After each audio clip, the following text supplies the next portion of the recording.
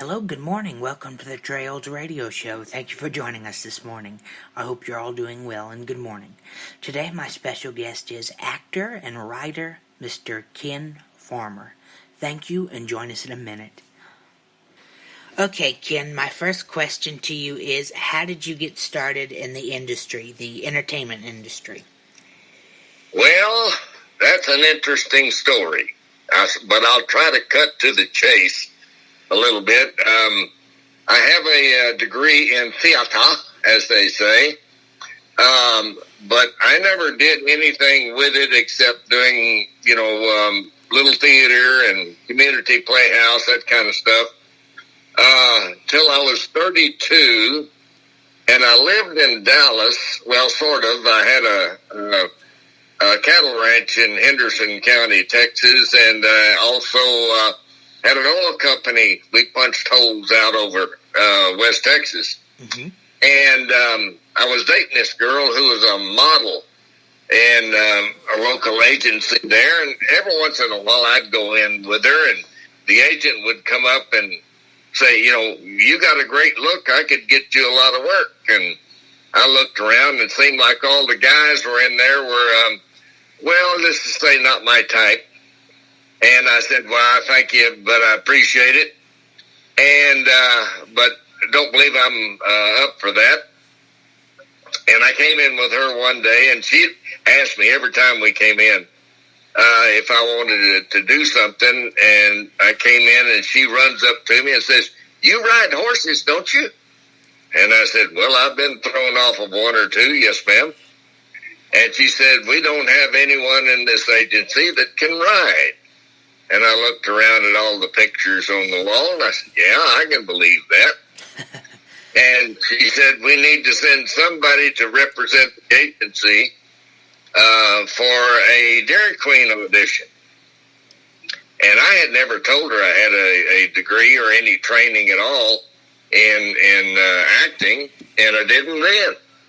But I go in, and the guy who was the director, this is kind of the days before they had what they call casting directors, and this was the director himself was casting, and he looked up and said, I love your costume, and I kind of got in his face and said, costume my ass. And so anyway, long story short, I get the part. And I introduced the Dairy Queen Belt Buster, their double meat hamburger, and that paid me about $1,700 to sit on a horse and eat a hamburger. And I said, I can do this. And that was something like 300 commercials ago, 50 TV shows and movies and what have you, and 45 years. So long story short, that's kind of the way that happened. Absolutely. That's when the acting bug bit you. That's when you decided you can do this. This is pretty good. Yeah, they're going to pay me this kind of money to just sit on a horse and eat a hamburger. Yep. Yeah, and there are more interesting and weirder jobs to come after that, I assure. Oh, yeah. Well, are you still acting, or are you retired and just focus on writing now? I'm pretty well retired, unless somebody comes up with a check that's good. I might do something, but I'm pretty picky. I'm not going to do something that is, I don't do day player parts anymore. And if they came up, it's going to have to be something really good. But I really have found that I enjoy writing more than I did acting. Primarily because I control the creative process completely. Absolutely. And when you're doing acting, you get a script and you look at it, and you I have done this more than once, looked at the director and said, who wrote this crap? And you want me to say what? But they're paying the money, so you got to dance the tune. And but with writing, I get to create and tell my own stories. Absolutely. And it's more expressive, you know. You get, like you said, you're your own boss, you know. And Yeah, you get to, like I say, control the creative process. I enjoy entertaining. Mm-hmm. And whether it's entertaining in front of a camera or in a crowd of people up on a stage or telling a story in a book, it's all the same. I go to a lot of these, what we call Western festivals, mm-hmm.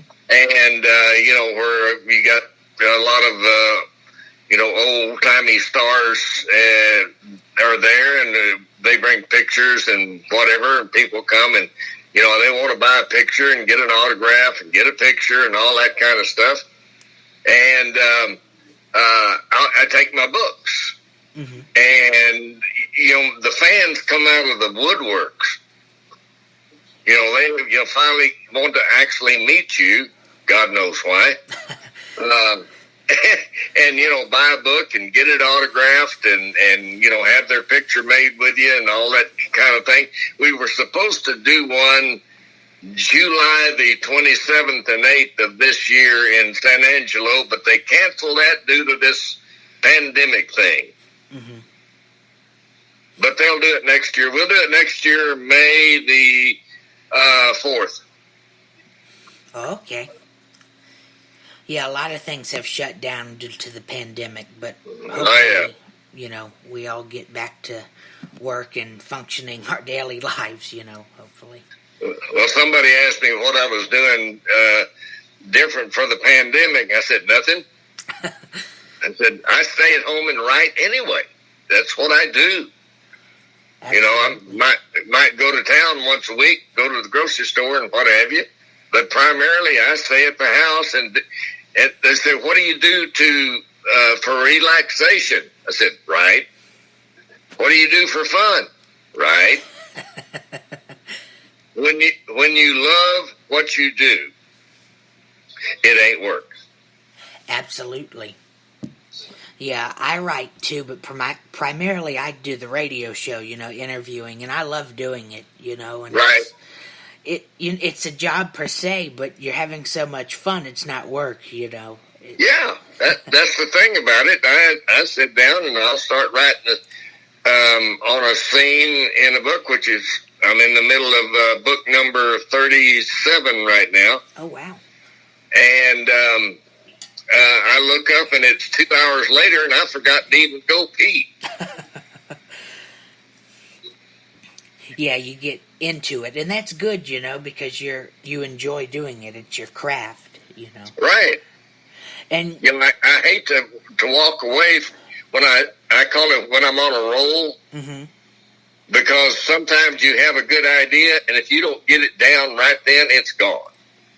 Yeah, absolutely. When you have an idea, that's how I am. When I have an idea, I have to go find a piece of paper or something and write it down, because... Yeah.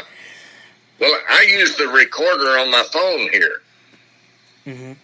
A lot of times I'll just hit it and, record whatever idea I might have, and then, boogie over to the computer and sit down and I'll make little cryptic notes. I'm what's called a pantser, mm-hmm. if you know what that is. Basically, that's someone who does not outline. They just get into it and start. I just start writing. I have no idea in hell how it's going to turn out. Mm-hmm. It's like, I may know that I'm going from Dallas to Chicago, but I don't have a clue on how I'm going to get there. Mm-hmm. I let the characters tell me. Absolutely. It's kind of like what we called in acting improv, where you take the who, what, where, when, and why, and, you say, go. I used to teach acting for 17 years, and I had this kid in acting school come in, and I said, all right, guys, we're going to improv. I'm going to give you the who, what, where, when, and why, and then you go. And he held up his hand and said, Coach Farmer, can I have 10 minutes to prepare? I just looked at him and said, get out, Get out of my class. Just get out. Anybody that dumb doesn't need to act. Absolutely. Improv, it's on the spot, like that, Yep. Well, either, there's one thing that you cannot teach. I can teach you technique. I can teach you timing to a degree. I can teach you elocution. I cannot teach creativity. No one can. You have that or you don't. Absolutely. That comes from within. Yep. Absolutely. That's part of what we call the God-given talent. And there is God-given talent and there's man-given talent. And the God-given is talent. Man-given is technique and practice. Absolutely. And you always have room to learn. You never stop practicing. Oh, always. Always. I figure if I'm not getting better, I'm getting worse. Absolutely. My next question is, and it's two parts to this question, what do you find is the most difficult or challenging part in your career? First, we'll start with the acting part, then we'll transition to the writing part. So what was most challenging for you being an actor? Well, to be honest with you, I never found much of anything very challenging.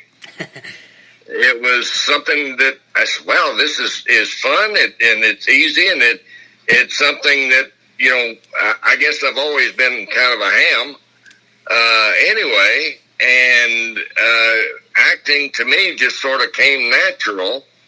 I guess the hardest thing was dealing with some of the a-holes in the business. Yeah.